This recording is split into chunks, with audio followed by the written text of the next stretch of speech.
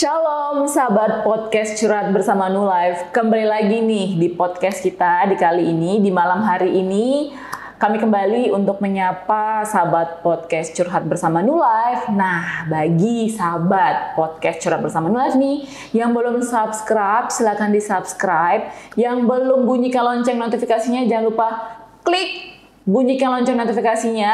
Dan yang paling penting nih, kalau misalnya video-video ini boleh menginspirasi kalian dan bisa memberkati kalian, jangan lupa juga share videonya ke teman-teman yang lain supaya bisa memberkati teman-teman yang lain juga. Dan di malam hari ini seperti biasa kita akan membahas satu tema yang lagi up, yang dibilang viral-viral banget sih enggak ya, tapi ada satu hal nih yang lagi meresahkan. Aku kemarin lihat-lihat ya di media sosial dan semua pada ngebahas mengenai memberi. Nah, kebanyakan kalau misalnya di dalam gereja itu kan banyak bilang berkatilah orang-orang yang memberi, tapi tidak pernah mendoakan diberkatilah orang-orang yang tidak memberi. Nah, ini yang mau aku tanyakan dengan narasumber kita pada malam hari ini yang akan menjawab keresahan aku dengan Komunik. Apa kabar Komunik? Baik, luar biasa. Luar biasa. Ya. Nah, itu kok yang aku baru sebutin. Iya. Kenapa kalau misalnya di gereja itu selalu ada doa yang diberkatilah orang-orang yang memberi, tapi nggak pernah dibilang nih diberkatilah orang-orang yang belum atau yang tidak memberi. Kan nggak fair ya kok ya. Tapi sebenarnya gereja itu mendoakan orang-orang yang nggak memberi nggak sih kok dalam gereja? Ya. Memberi mungkin dalam hal ini memberi persembahan, persepuluhan dan lain-lain ya kok ya. Iya. Jadi mungkin Atta belum pernah pergi gereja-gereja lain kali. Oh iya. Ya. Berarti aku setia di gereja ini kok. Nah, sebetulnya banyak orang, gereja-gereja juga mendoakan ya orang-orang yang belum bisa memberi. Bahkan tugas gereja itu mendoakan semua jemaat supaya diberkati berlimpah-limpah gitu. Jadi enggak ada diskriminasi, oh karena dia belum bisa memberi enggak usah didoakan gitu. Enggak juga gitu. Itu didoakan juga ya. Iya, didoakan juga. Tapi enggak pernah di sounding di podium tuh gimana tuh kok? Oh, enggak tahu ya, tapi harusnya didoakan gitu, harusnya didoakan karena semua jemaat itu sama di hadapan Tuhan gitu. Cuma kembali lagi masing-masing mungkin pas ibadah itu dengarnya ya cuma gitu. Didoakan yang itu gitu. Tapi sebenarnya memberi itu kalau secara alkitabiah dan kebenarannya ya kenapa kita harus memberi ya kok ya? Ya sebetulnya memang ini pro kontra kalau kita bicara tentang pemberian ya, tapi sejak manusia diciptakan, Allah itu terlebih dahulu memberi, gitu ya. Waktu Adam dan Hawa jatuh dalam dosa, mereka menggunakan kulit binatang, menggunakan daun untuk menutupi mereka punya tubuh, gitu ya. Allah itu mengorbankan, mempersembahkan binatang itu dengan memberikan kulitnya untuk menjadi pakaian mereka. Jadi Tuhan itu lebih dulu memberi terhadap manusia. Dan dalam perjalanan sejarah manusia dalam firman Tuhan dalam Alkitab ya, itu tokoh-tokoh Alkitab itu selalu memberikan persembahan. Nah, seperti Kain dan Habel, mereka mempersembahkan gitu ya. Lalu Abraham, ada Ishak, Yakub gitu ya. Lalu ada siapa lagi? Musa. Dalam perjalanan bangsa Israel keluar dari Mesir, mereka disuruh mempersembahkan gitu ya. Betul. Sampai dengan perjanjian baru juga Yesus itu memang nggak menentang bahwa memberi itu gitu. Harus ada.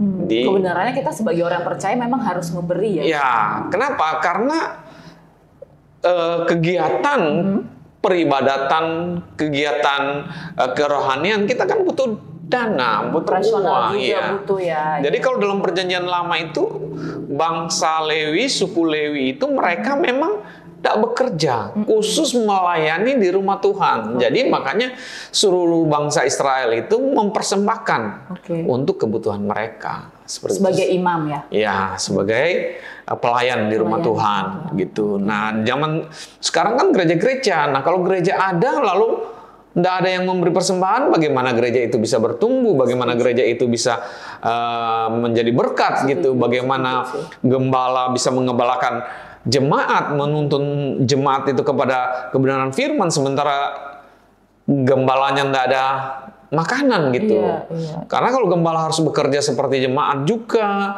jelas akan terpisah konsentrasinya gitu. Makanya ada persembahan supaya apa? Bisa beli gedung, bisa bantu orang lain dan lain sebagainya seperti gitu. Jadi memang persembahan itu penting sih. Tuhan sudah ngatur demikian. Makanya umat Allah itu zaman perjanjian lama memang Tuhan keras bicara tentang persembahan gitu. Jadi kalau misalnya jemaat yang kita kategorikan ya kok ya, ada yang belum bisa memberi. Mungkin karena tapi balik lagi sebenarnya masalah belum atau tidaknya ini ya sebenarnya harus memberi kebenaran gitu ya kok ya. Tapi kalau bagi jemaat yang tidak memberi, nah itu kalau menurut kebenarannya mereka bakalan dihukum nggak sih kok? Kayak di perjanjian lama kan tuh banyak tuh yang nggak memberi itu dihukum sama Tuhan. Nah itu kira-kira kebenarannya gimana kok? Gini, Alkitab bilang kalau kamu memberi, kamu juga akan diberi gitu ya. Jadi kalau ada orang yang bilang nggak bisa memberi, nah ada contoh kasus di Alkitab bahwa ada seorang janda miskin yang hanya punya 2 peser. Dan itulah kekayaannya. Nah, kalau kita gali lebih dalam, ayat itu bicara bahwa orang ini memang miskin, gitu. Sebenarnya tidak punya kemampuan untuk memberi ya. Seharusnya kalau kita yang ini, aduh kasihan iba banget ya. Iya. Tapi dia memberikan persembahan itu kepada rumah Tuhan. Artinya apa? Dan Yesus ada di sana. Yesus nggak bilang so hebat kamu sudah miskin gitu masih mempersembahkan lagi. Yesus enggak, dia panggil murid dan dia puji orang ini. Dia bilang, kamu lihat orang ini memberi dari kekurangannya. Artinya enggak ada alasan gitu bahwa kita enggak bisa memberi. Di dalam perjanjian lama juga begitu. Waktu orang memberi, kalau kamu enggak bisa memberikan lembu sebagai persembahan atau domba, burung merpati pun gitu. Bisa dipersembahkan. Artinya enggak ada alasan untuk tidak bisa memberi. Karena kita enggak punya. Gitu. Sebetulnya kita punya banyak hal yang kita punya yang bisa kita persembahkan kepada Tuhan. Nah, kalau dalam jemaat Makedonia kalau kita lihat ya, dalam 2 Korintus 8 itu bicara bagaimana jemaat Makedonia itu dikatakan mereka sangat miskin gitu. Mereka sangat miskin, tetapi mereka memberi lebih dari kemampuan mereka memberi lebih dari ekspektasi Paulus. Artinya apa? Bahwa memberi itu tidak ada alasan gitu. Mereka bisa memberi. Jadi tidak ada orang bilang, oh saya terlalu susah untuk tidak bisa memberi. Apa yang ada padamu gitu. Waktu kamu belajar memberi, waktu kamu belajar kesetiaan. Karena dalam hal memberi ini bicara tentang kesetiaan juga kita. Waktu kita memberi gitu ya, dengan apa yang kita punya, itu Tuhan bisa ubahkan. Tuhan bisa berkati kita berlimpah-limpah. Karena apa? Karena kita tahu sumbernya adalah Tuhan gitu. Memang waktu kita memberi, gereja yang terima, tapi bukan gereja secara ini. Ada berkat dari Tuhan yang akan datang dalam hidup kita. Itu yang saya percaya. Gitu. Jadi tidak ada alasan untuk kita tidak bisa memberi. Karena kalau kita lihat lagi 2 Korintus 9-nya bilang bahwa apa yang kita makan, roti yang kita makan, benih yang kita tabur, itu semua dari Tuhan. Gitu. Jadi kalau kita nggak bisa memberi ya toh juga itu semuanya milik Tuhan. Semua Tuhan punya gitu. Tuhan punya, betul. Bagian kita kalau kita sadar bahwa ini Tuhan punya, kita belajar setia. Coba kita memberi, kita percaya. Waktu kita memberikan, kita percaya bahwa Tuhan sanggup mencukupkan kebutuhan kita, gitu kan? Waktu kita memberi, kita percaya bahwa Tuhan sanggup melimpahkan apa yang kita berikan. Tuhan sanggup memelihara hidup kita, seperti itu.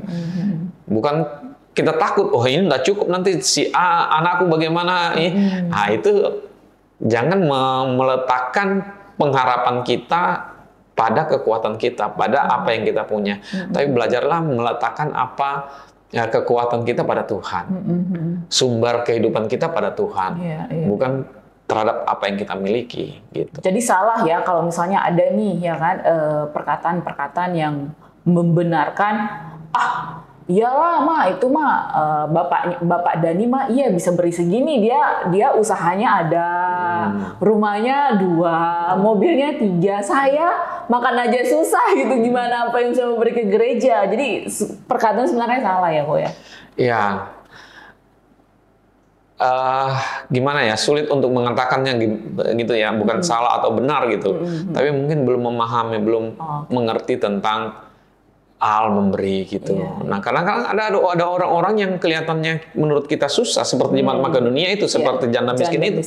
Mereka punya sedikit menurut kita, tapi mereka berani memberi dibanding orang yang punya rumah 2, punya mobil 2 gitu. Iya, betul. Gitu. Jadi tergantung, sekali lagi dalam hal memberi ini tergantung bagaimana kita mengerti tentang Tuhan, bagaimana kita mengerti tentang Bapa yang baik itu yang memelihara hidup kita, seperti itu. Bahkan ada orang-orang juga yang hamba Tuhan yang ngecam gitu bahwa wah itu tipu-tipu perpuluhan. Ya kalau perpuluhan makan perpuluhan gitu. Ya berbeda, sinode berbeda, masing-masing sinode kan berbeda. Ada sinode yang memang keuangannya itu sentral lalu dibagi kepada semua para pelayannya hamba Tuhan. Ada juga gereja yang mengelola dananya sendiri, yang mereka hidup seperti sinode kita itu, bahwa perpuluhan itu memang untuk kehidupan gembala gitu. Karena gembala tidak dapat apa-apa dari gereja, dari persembahan, dari pusat juga enggak, seperti gitu. Jadi sekali lagi balik lagi gitu, bagaimana kita mengerti bahwa apa yang kita miliki itu punya Tuhan. Waktu kita sadar punya Tuhan, ya kalau kita dikasih 100 juta, 10 juta kan tidak masalah buat sebetulnya. Toh itu berkat dari Tuhan. Tapi banyak orang bilang, apa berkat dari Tuhan? Aku kerja keras gitu, aku banting tulang. Ya, kalau Tuhan kasih kamu sakit, mau apa? Gitu ya. Kalau Tuhan tutup semua pintu, mau apa? Kalau mau usaha keras nggak bisa gitu. Makanya paling enak itu bersyukur sama Tuhan, melihat Tuhan baik, melakukan apa yang baik gitu ya, memberi persembahan, nggak apa kok. Dan beberapa orang-orang yang suka memberi itu mereka nggak kekurangan kok. Iya betul. Coba tanya sama mereka yang suka, sudah memberi perpuluhan. Mereka merasa tidak ditipu sama gembala itu. Mereka tetap memberi, tetap memberkati, dan mereka tetap diberkati gitu. Yes, betul. Gitu. Jadi luar biasa sebenarnya kalau misalnya sebagai orang percaya, ya selayaknya memang kita memberi. Even kita kayak ngerasa secara penghitungan kurang, tapi kita tetap memberi, ya memang itu kebenarannya, itu yang luar biasa ya Go ya. Bahkan ada orang-orang yang memberi itu dengan tangisan. Kadang-kadang mereka sudah tidak punya, tapi Tuhan bicara, berikan, mereka beri, dan itu luar biasa. Betul. Ada banyak kesaksian-kesaksian mereka seperti itu. Tapi akhirnya mereka itu diberkati luar biasa, berlimpah-limpah. Karena taat sama kebenaran firman, seperti itu. Jadi sebenarnya juga esensi memberi itu ngomongin mengenai ketaatan juga ya Ko ya, dan kesetiaan kita juga ya Ko ya. Betul, karena begini, menurut saya ya, boleh banyak pendapat, boleh banyak. Bagaimana saya mengukur bahwa saya itu setia? Susah mengukur kesetiaan itu.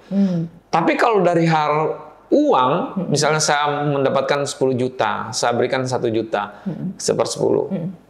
Itu kan membuktikan bahwa saya setia, ya kan? Saya dapat 100 juta, saya berikan 10 juta, itu kan membuktikan saya setia. Saya dapat 1 miliar, berikan 100 juta, itu kan membuktikan saya setia, ya kan? Bukan untuk bilang, oh Tuhan mengukur gitu, enggak. Tapi saya mengukur diri saya, oh dari sini saya belajar, ya kesetiaan saya dari uang itu, gitu. Karena uang ini pengaruhnya, aduh luar biasa gitu. Kalau sudah kita pegang, gitu ya, begitu dapat minggan 10 M, aduh, kok kasih ibu gembala 1 M, Pak gembala 1 M, oh banyak sekali. Kasih 100 juta aja sudah senang-senang dia kan? Tapi kalau kita belajar setia, gitu, kita akan dengan ikhlas, dengan senang hati memberi, sebab kita tahu bahwa itu Tuhan punya buat kita. Gitu. Jadi kalau balik lagi kok tadi mengukur kesetiaan, jadi ini bukan mau kayak buat kontradiktif ya Ko ya. Tapi kalau misalnya ada orang nih ya kan, dia tidak ngasih perpuluhan atau dia jarang memberi kasih persembahan misalnya, tapi dia misalnya nih melayani tepat waktu, disuruh melayani di gereja misalnya selalu excited misalnya gitu, terus selalu kalau misalnya ada kegiatan-kegiatan gereja selalu diikuti tapi nggak pernah kasih perpuluhan. Nah itu gimana itu Go? Sekali lagi pengenalan. ya kan, pengenalan. Ada orang yang berpikir begitu, nggak perlu perpuluhan, saya sudah memberi diri, melayani. Iya. Tapi bukan begitu. Alkitab bilang, Roma pasal berapa ya? 12 kalau nggak salah. Persembahkanlah seluruh tubuhmu. Artinya seluruh hidup kita persembahkan. Mau tenaga, pikiran, uang, semua kita persembahkan. Waktu kita persembahkan sama Tuhan gitu. Nah kalau ada yang begitu ya mungkin dalam pengenalannya belum melihat. Makanya Alkitab itu harus dilihat secara keseluruhan. Kalau kita cuma lihat sepenggal-sepenggal, nah itu akan muncul persepsi masing-masing gitu. Tapi kalau kita lihat secara utuh, waduh, jangankan 1/10, mungkin 1/20, 30% orang mau. Kenapa? Karena mereka melihat, kan, ya. Karena mereka melihat Allah yang luar biasa, Tuhan yang luar biasa itu, yang yang mencukupi. Saya sampai hari ini percaya bahwa Tuhan yang saya sembah, Yesus yang saya sembah itu Tuhan yang luar biasa, yang sanggup mencukupi segala kebutuhanku. Betul. Bukan soal banyak dan sedikit sih ya, Iya. tapi soal Tuhan yang bisa mencukupkan. Aku selalu percaya itu sih, kok. Benar. Mantap itu kalau begitu, mantap. Mantap ya, kok ya, sama mantap gitu.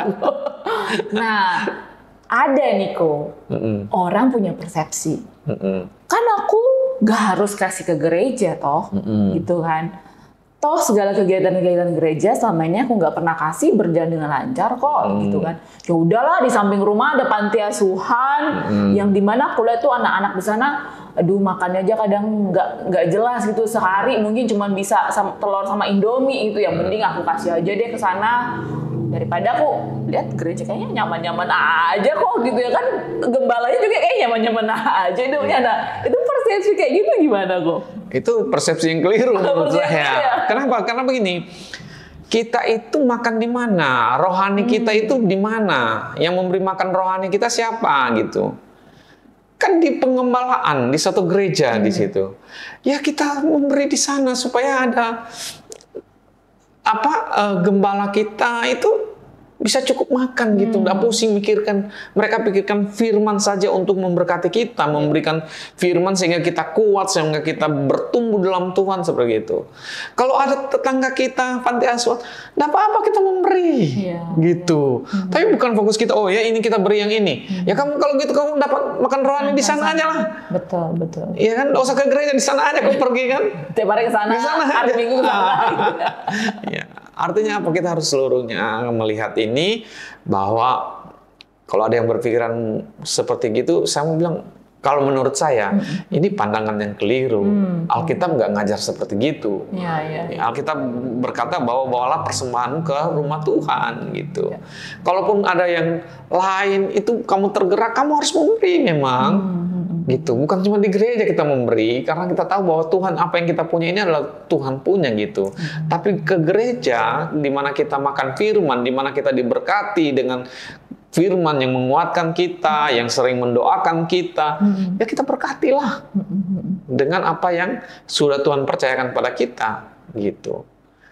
Memang gereja itu kelihatan, wah gembala seperti tidak ada masalah, keuangan, lancar. Siapa yang bilang, siapa yang tahu gitu. Gembala kan tidak mungkin dia ceritain, aku sedih banget. Beras di rumah nggak ada. Gembala nggak begitu dia hanya minta sama Tuhan, dan dia harus memperlihatkan bahwa dia bahagia bersama Tuhan. Walaupun ada kesedihan kadang-kadang, tapi dia selalu menyerahkan sama Tuhan. Curhat nih, gue ceritain curhat tuh. Ya memang begitu sama Tuhan, coba boleh tanya sama Tuhan. Ya kelihatan wajahnya ketawa-ketawa. Tidak pernah kita mau ceritakan kesusahan kita kepada orang lain, tidak perlu gitu. Memang ya kita yang sebagai jemaat kita ngerti, oh memang ini berkatnya. Buat gembalanya kita bawalah persembahan kita ke rumah Tuhan gitu. Kalau kita mau memberkati panti asuhan, itu tidak salah, berkati juga gitu. Memang itulah tugas panggilan kita. Kalau kita lebih, kenapa enggak gitu. Tapi kita harus tahu prioritas yang mana dulu gitu kan. Jangan kita berkati panti asuhan, ibu gembala kita atau pegembala kita ketawa, ternyata tidak ada beras di rumah. Kan? Iya sih, betul. Iya, kayak gitu. Oke. Kok kita mengingatkan Bali nih, buat sahabat podcast Curhat Bersama New Life. Kalau misalnya ini pengen setelah nanti acara ini selesai, boleh atau lagi menonton acara ini boleh langsung komen di bawah kalau misalnya ada beberapa pertanyaan mengenai tema kita malam ini, atau nih yang pengen misalnya minggu depan mau ngomongin apa sih, tema apa sih yang kira-kira mau kita bicarain, boleh langsung komen aja di bawah. Dan kalau misalnya pengen curhat, pengen didoakan, pengen sharing-sharing, boleh komen juga di bawah. Tapi kalau misalnya mau langsung WhatsApp kita juga boleh, ada di nomor kita di 0819 081 7-nya 4 kali 1. Dan kita juga mengingatkan kembali nih kok untuk sahabat podcast Curhat Bersama New Life yang pengen ngikutin segala kegiatan kita kok di gereja. Nah, gereja kita itu ada ibadah setiap hari Minggu 2 kali. Ibadah pertama itu di jam 9 pagi dan di ibadah kedua itu jam 5 sore. Kita juga ada doa pagi setiap jam 5.30 dari hari Senin sampai Jumat, dan juga ada doa malam kintiman yang diadakan 1 kali aja 1 bulan kok, setiap hari Rabu jam 7 malam. Oke, balik lagi kok ke topik kita. Nah, ngomongin masalah memberi ya kok ya. Fair enough nggak, adil nggak kalau misalnya nih ada orang beranggapan, kan aku kan nggak punya waktu nih.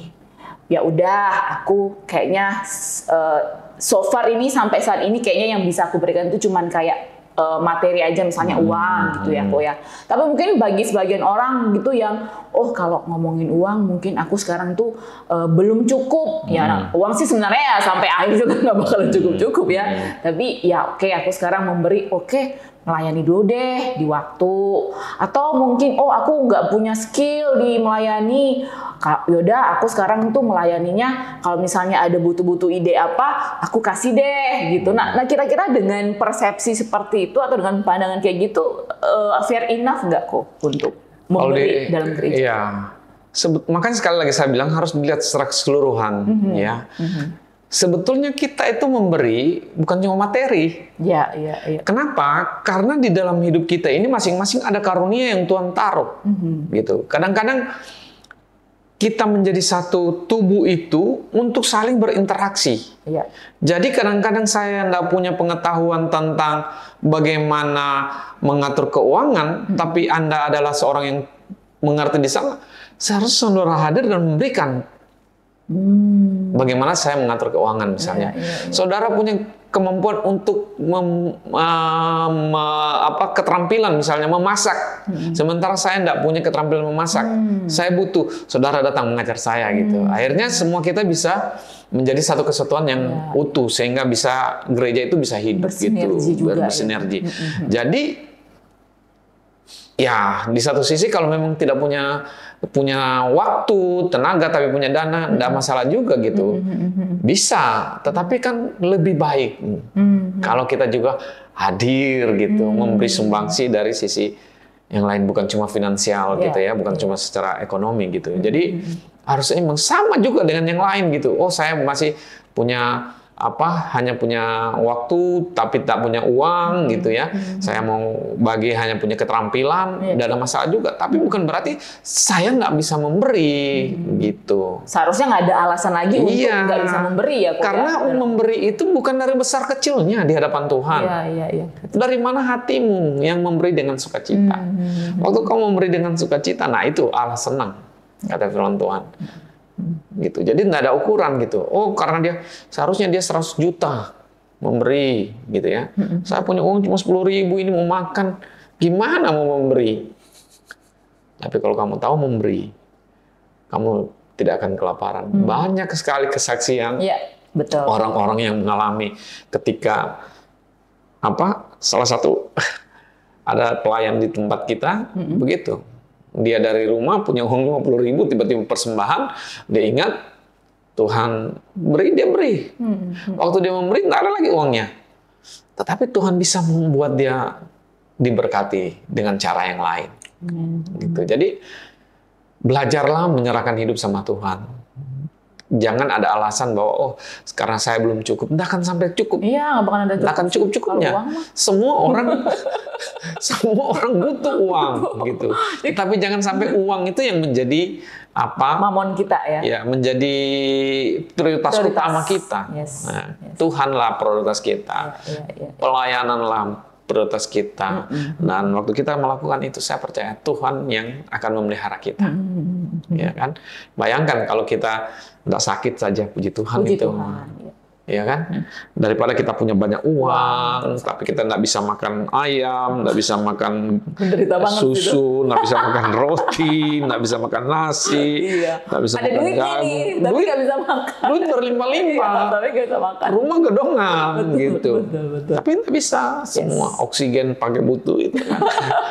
Ya. Jangan sampai gitu ya, kok ya, baru sadar ya. Nah, ini hanya sekedar apa saja ya, bukan cerita ringan, cerita yang bisa jadi inspirasi mungkin iya. bahwa utamakan Tuhan dalam hidup ini. Jangan karena apa lain hal, karena sesuatu, karena kita mengejar kekayaan dan akhirnya kita mengabaikan apa yang terpenting. Kenapa? Karena hidup kita ini singkatnya gitu ya. 80 tahun. Setelah itu kenapa singkat-singkatnya saya bilang? 80 tahun ada bonus. Iya. Kenapa saya bilang 100 tahun pun saya bilang singkat-singkatnya. Kenapa? Karena setelah itu kita hidup di dalam kekekalan, tidak ada batasnya gitu. Betul. Nggak ada batasnya. Gembala kita juga 40 tahun juga singkat banget. Jadi ya mari kita sama-sama hidup dalam kebenaran firman, belajar untuk terus memberi, bukan cuma dari sisi materi ya, tapi dari hidup kita juga. Kita bisa memberi gitu. Oke, last Ya. yang menjadi ending yang kita udah bicarakan dari awal. Nah, kira-kira nih satu quote untuk sahabat podcast Curhat Bersama Nula supaya mereka lebih tambah termotivasi, encourage dengan kebenaran bahwa yang memberi itu menjadi satu sikap hati yang harus kita miliki sebagai orang percaya. Gimana? Betul. Oke, jadi sahabat Curhat Bersama New Life, jangan takut memberi, sebab Tuhan sanggup memberkati hidupmu. Amin. Luar biasa singkat dan padat ya. Ko Funix, terima kasih kembali. Sama, terima kasih Atta. Membukakan semua pintu-pintu yang tertutup hari ini. Jadi semakin paham bahwa memberi itu memberi karena kita tahu kita punya Tuhan yang udah memberikan semuanya yang kita butuhkan ya, Ko ya. Thank you banget, Ko. Sama. Jangan capek-capek nanti diundang di next podcast berikutnya. Terima kasih. Kalau begitu kita izin dulu. Terima kasih buat semua sahabat podcast Curhat Bersama Nula yang udah menonton podcast kita dari awal sampai akhir. Jangan lupa tetap pantengin kita, tetap nonton kita di channel yang sama, di acara podcast yang sama, di jam yang sama, di setiap hari Kamis jam 7 malam, hanya di channel YouTube New Life Batam. New Life. Nah.